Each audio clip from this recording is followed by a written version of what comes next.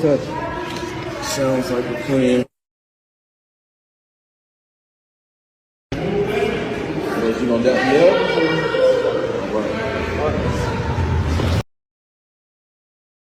For many, sharing life online has become as normal as living it. But every so often, a live stream meant to capture the ordinary ends up recording the unimaginable. What started as a harmless moment, unscripted and unremarkable, suddenly spiraled into something no one watching could forget. That's exactly what happened in this case, filmed live by a streamer who had no idea what was about to unfold.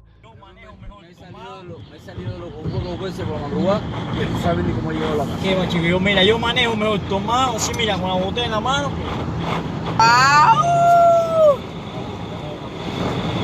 Guau, mire, la gente de España. Ahora mantenga a la derecha. Pero no te bajes. Flaco, por todos los diablos. Papi, Flaco, todos los diablos. voy a terminar el video. In late 2020, a seemingly ordinary live stream began from inside a silver Honda Accord on a road somewhere in Harris County, Texas. At first glance, it was just another group of friends filming themselves, laughing, drinking, and enjoying a weekend ride. But this live stream, broadcast by 35-year-old Leos Vakes Gonzalez, would turn into something far darker, something that would end in tragedy just minutes later. Así es, así es. Ya yo me dije, no tomo más manejando. No, yo puedo manejar. Yo manejo mejor me he tomado. salido de los dos veces por la madrugada y tú sabes ni cómo llego a la casa. ¿Qué va, chico? Yo, mira, yo manejo mejor tomado, así mira, con la botella en la mano. Sí, mi amor. Behind the wheel was 47-year-old Camilo Morillon. He wasn't just driving, he was drunk, visibly intoxicated and disturbingly confident. Speaking in Spanish, he told the camera he drives better when he drinks. The smug bravado, the reckless energy, it was all there, captured live for the world to see. Pero este no se siente, mi amor, este no se siente. Mi amor, este no se siente porque este no se abre, mi amor. Mira, este no se abre. Ábralo. ¡Guau! ¡Guau! Mire, la gente de España. Ahora mantenga a la derecha.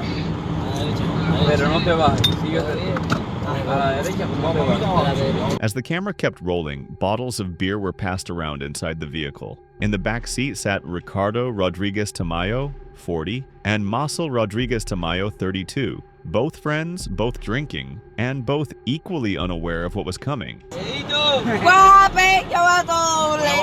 Hola, Chene. Oye, hola, hola. ¡Wow! ¡Ya va todo doble! Mi amor, todo doble. Voy a fornecer. Flaco, por todos los diablos. Papi, Flaco, todos los diablos. voy a terminar el video porque yo veo todo doble. Throughout the stream, the atmosphere in the car was chaotic, the kind of intoxicated confidence that often masks imminent disaster. Morillon's grip on the wheel was loose, casual, and through the car's windows you could see them approaching the main road. Then, without warning, the live stream abruptly ended. 10 minutes later, everything changed. According to the investigation, Morillon had made his way onto the main road. At that moment, a black pickup truck was attempting a left turn. Behind the wheel of that truck was 45-year-old Pedro Hernandez Martinez. Morillon never slowed down. He slammed into the vehicle at high speed, causing a devastating collision. The 3 passengers in Morillon's car were all pronounced dead at the scene. Hernandez Martinez was rushed to the hospital in critical condition. Miraculously, Morillon survived with non-life-threatening injuries. He was later charged with 3 counts of intoxicated manslaughter. What makes this incident so haunting is not just the loss of life, but the lead-up to it. Moments before the crash, these 4 individuals were laughing, toasting beer bottles, and filming themselves for social media. In a matter of minutes, the tone shifted from celebration to catastrophe. It's a grim reminder of how quickly life can unravel and how one person's pride, one person's decision to get behind the wheel after drinking, can alter the course of several lives forever. What started off as a normal, forgettable live stream soon unraveled into something far more disturbing, catching everyone off guard, much like the following moment, which unfolded live as the camera kept rolling. Sounds like a plan. Was you gonna dap me up? All right.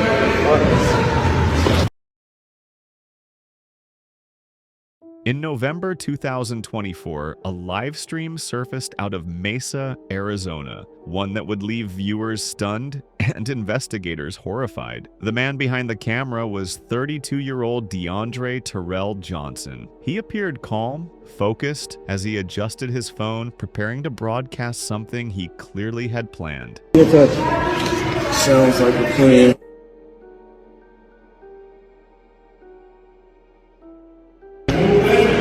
Was you gonna dap me up? All right. In the background, a man with a briefcase walked into frame. Johnson extended his fist as if greeting him with a friendly gesture. The man reciprocated, but in the very next moment, Johnson pulled him in, aggressively, placing the man in a chokehold. He didn't hesitate. As it would later be revealed, the victim was a caseworker from the Department of Child Safety. He had come to meet Johnson following a discussion about Johnson's daughter. Whatever was said, it had ignited a rage in him powerful enough to turn a live stream into a violent crime scene.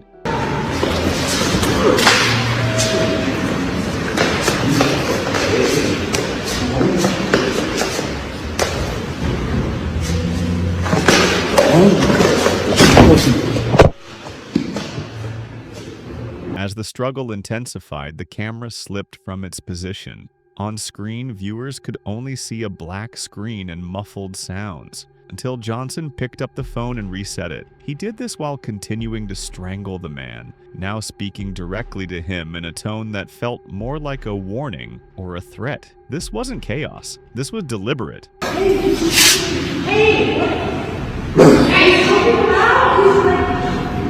Release right now. You want to go now? You better back the fuck up. I'm already ready to go to jail.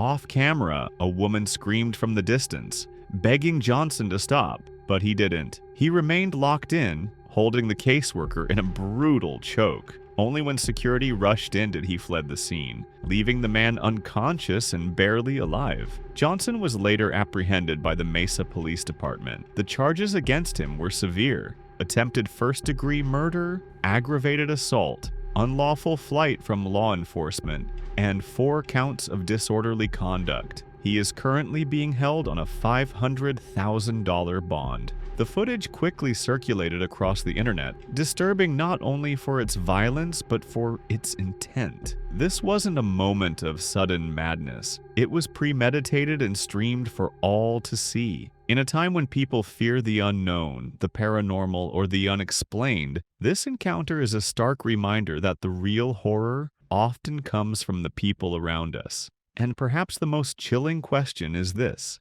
what happens when someone uses a live stream not to share their life but to try and take someone else's? What seemed like just another routine stream quickly descended into something far more unsettling, catching viewers completely off guard. Much like this next moment, recorded live by a streamer.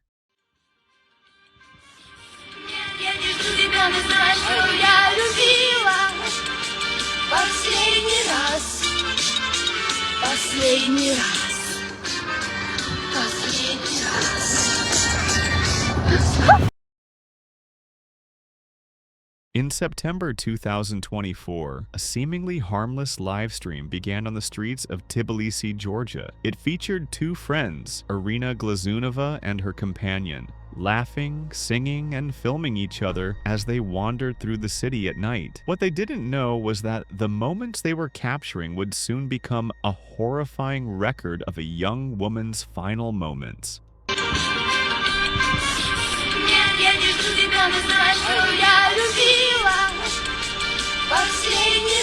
The stream opened with Irina singing a song called For the Last Time, while her friend filmed her, capturing the carefree energy of a fun night out. Then they switched roles. Irina took control of the camera, holding it toward her friend while walking backwards, continuing the video in good spirits. But in an instant, everything changed.